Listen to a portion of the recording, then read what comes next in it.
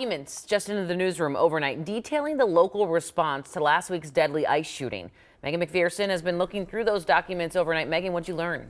Well, within the last few hours, our newsroom has obtained those newly released 911 transcripts along with incident reports from Minneapolis Police and Fire detailing the aftermath of Renee Good's death. I'm looking at MFD's report, and it states that Renee Good was found unresponsive in her car, not breathing, and with irregular pulse activity.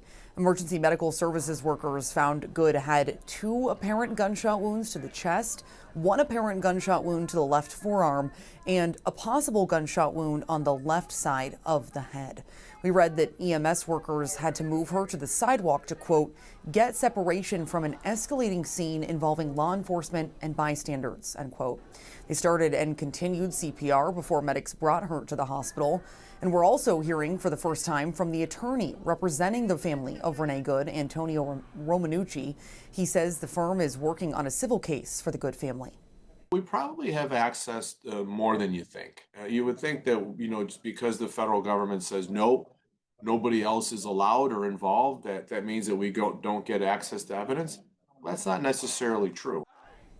Yesterday afternoon, the firm also announced it has sent a preservation of evidence letter to the federal government as part of its investigation into Good's shooting death.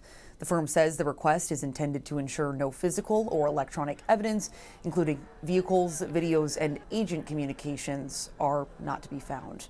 And Romanucci is also pushing back against what he says are false and defamatory online reports that have circulated about Renee Good's background. I'll discuss this and details from the 911 transcripts coming up in about 30 minutes.